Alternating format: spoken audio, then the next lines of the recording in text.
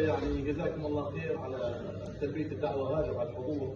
صحيح ان الزملاء موجودين طول الوقت في المكتب مع بعض يعني، لكن الجلسة الخارجية هذه شوي تختلف يعني عن جلسات الدوام، لأن الدوام رسمية والوقت اللي معنا يعني نوعا ما كنا مشغولين فيه يعني.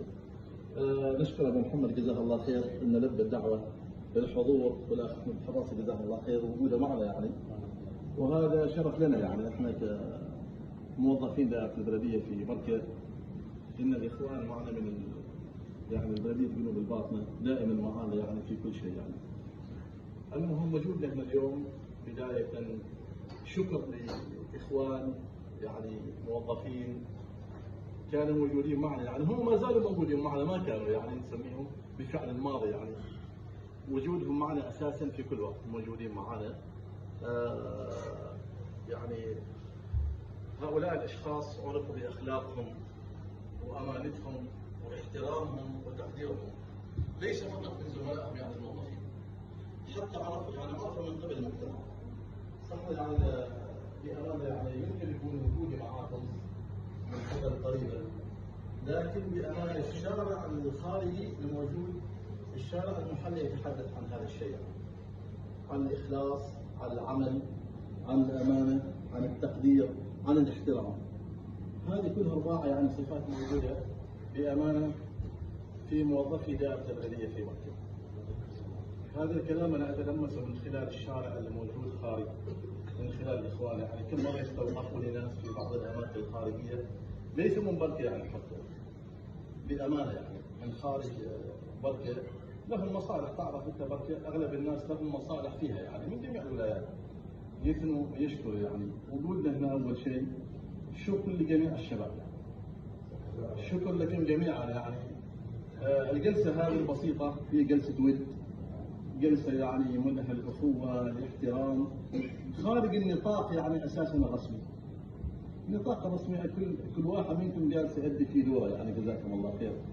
يعني من الصباح من الساعه 7:30 وليس حتى 2:30 وحتى يعني اي وقت بامانه انا اتواصل مع الاخوان في كل الاقسام في مختلف التوقيت، في الويكند اتواصل معاهم يعني في مختلف الاوقات الثانيه. بالعكس يعني تبادل الرسائل معاهم سريع جدا يعني انجاز الاعمال بشكل متواصل، انجاز الاعمال بشكل سريع، فلكم كل الشكر.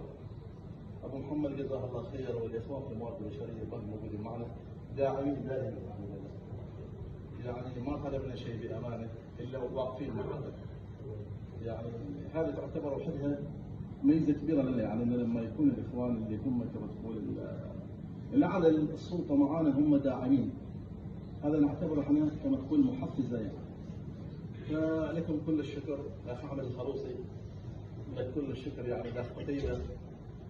نتمنى لك التوفيق في الوظيفه الجديده يعني، حصولك على مدير مساعد، وان شاء الله الاعلى يعني الشباب اللي هم من المؤخرين ويعني كما تقول من الشباب اللي لهم الطموح اساسا يعني في العمل. بامانه كل الشكر الاخوان دائما يعني. احمد الصبحي كل الشكر يعني جزاك الله خير يعني بامانه يعني من المواقف اللي يعني هدوءك التام في قسم رقابه الاغذيه رغم التحديات يعني. لربما ان في مره مرتين مسكت القسم تبتسم بهدوء يعني، هدوء وسكينه واحترام وتقدير واخلاق عاليه يعني. بامان هذه الصفات موجوده في الكل بجد يعني. من الصباح يوميا احنا معاكم في الدائره يعني بشكل يومي يعني، مر عليكم الصباح ما نجد الا كذا الابتسامه، كل الاحترام، كل التقدير بالامان يعني. كل الشكر لكم جميعا، كل الشكر للاخوان جزاهم الله خير يعني اللي وفر لنا هذا الموقع. كل الشكر للاخ علي ثاني جزاه الله خير اللي وفر لنا يعني القهوه والوجبه، له كل الشكر يعني. هو صحيح ما موجود معنا لكن موفدين من قبل يعني موجودين معنا. كل الشكر لكم شباب. ما اعرف محمد اذا كان كلمه بسيطه منك يعني. لا لا نبغى نناقش شوي.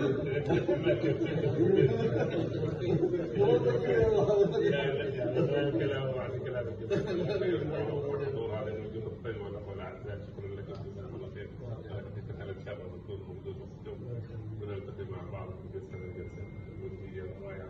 طيب كل الشكر والتقدير. في هدايا بسيطة يعني من قبل الداعية والإخوان، هدايا عاد تسمحوا لنا يعني بأمانة بجد يعني شيء لا والله شيء بسيط جدا من زملائكم هذا يعني الهدايا هذه من زملائكم بأمانة.